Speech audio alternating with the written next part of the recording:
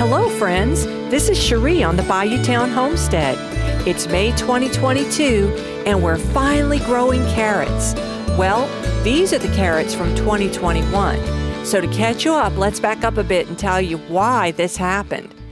In early 2021, my son became engaged and we wanted to give him 2 acres of our 7 so that he could build his own homestead right next to us, which he wanted to do and so did she. But the problem is that's where my garden was, the spot that you're looking at just to the right of the car. So I had to move that entire garden down the hill. So this was the garden that I was growing at that time.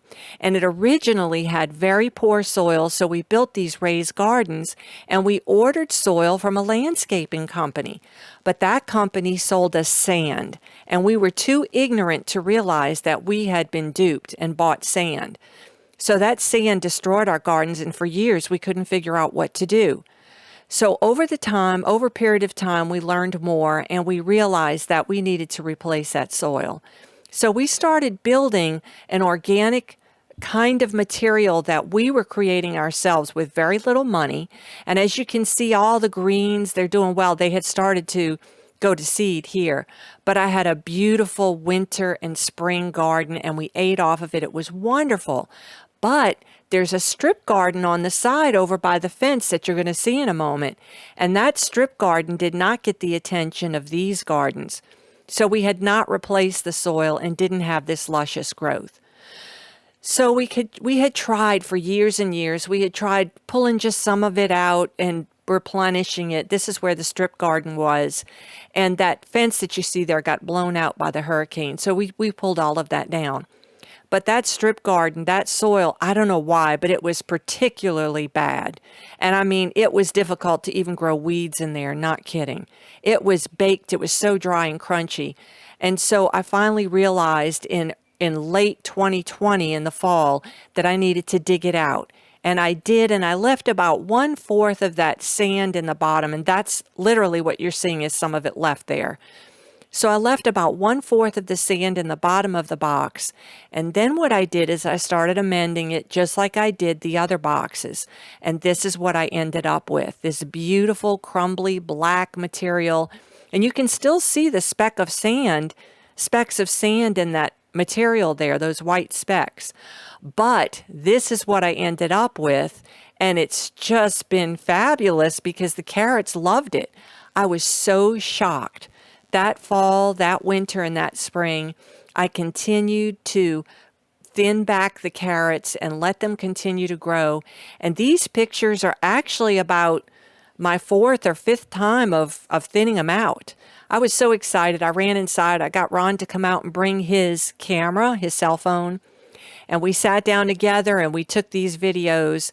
And I'm just showing you, this is like I'm telling you, my 4th or 5th pull on these carrots. And I was just so tickled. You know, to me, this is like an Easter egg hunt, right? It's just so much fun to pull those carrots and potatoes, those root vegetables. So these were grown from heirloom seeds from rareseeds.com. And I've tried and I never could grow them before, but this time it finally worked. So here is just some pictures of those carrots. They were delicious. We ate off of them. I even cooked the greens. The greens were kind of bitter. I'm not so sure I would want to do that. But this is just a sample of what my thinning process would be. So I would pull the carrots out like this, and I would take those inside like baby carrots, and I'd cook them up and would eat those. And then I'd leave the rest to grow. So then I'd end up with bigger carrots like that, and they'd get bigger and bigger. And I think at one point I had one that was almost about 1 foot long. But those were really delicious. I was so thrilled and excited.